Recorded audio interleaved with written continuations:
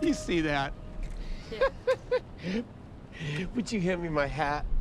Yes, sir. I am a part-time magician. Are those black balloons in there? Would you like to see a magic trick?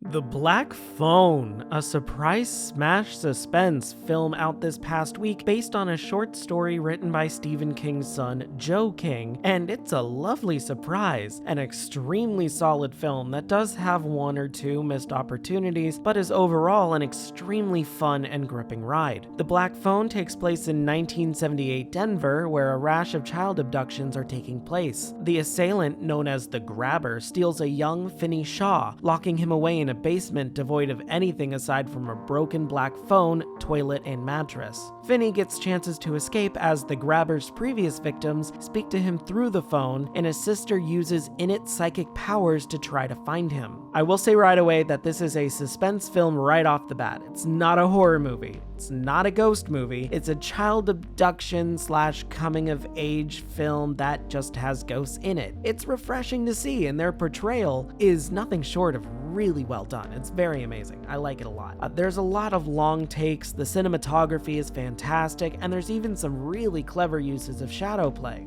It dials in the suspense with a brisk pace, being only an hour and 42 minutes long, but it also uses them effectively. The child actors are also standouts, especially Madeline McGrew as Finney's sister Gwen. She's just so much fun to watch and has most of the levity of the film, being a sassy, foul-mouthed kid. Also amazing work to Ethan Hawke as the Grabber. What an immediately recognizable and terrifyingly unpredictable force, despite being very predictable, ironically. It's a wonderful dichotomy that leaves a sense of dread wherever he is shown. Unfortunately, there are some drawbacks. My only hangups with the film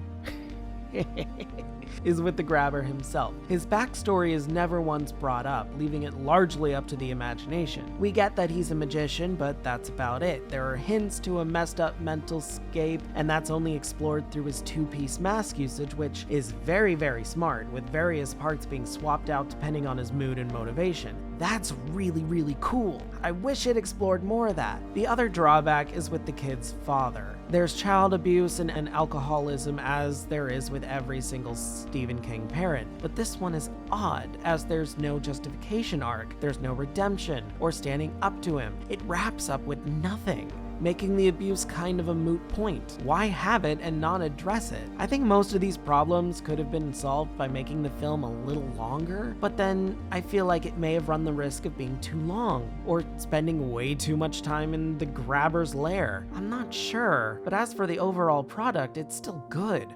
Really good. I can't wait to walk through it during Halloween Horror Nights this year. So overall, I think it's an extremely solid film, although lacking in a couple key areas. But leaving things up to the viewer's imagination is a bit of a point of the film with the phone and all. You'll understand what I mean during some phone calls. If I were to make this better, I feel like I could make it slightly longer, or have changed the ending slightly to have something come up with the father's alcoholism. It is I mean it when I say that it's never brought up. They show a couple scenes of child abuse and a lot of alcohol every single scene the father's in, but it's never brought up again. That really needs to be addressed. I feel like that is very, very important, and they just didn't do it. But overall, still a really, really, really good film. Definitely suggest everyone gives this a watch. The Black Phone gets a 9 out of 10 from me.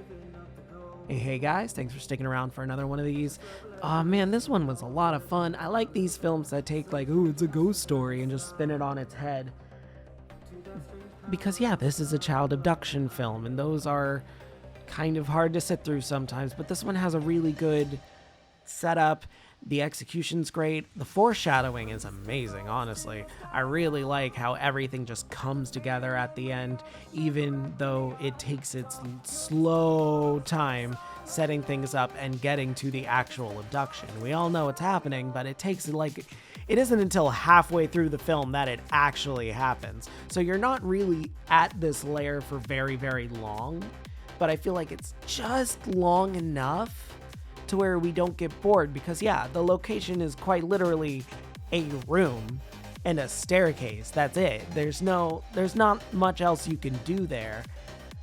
But the focus is meant to bring up the characters' backstories and personalities, and you learn a lot from the time before, Finney even gets there.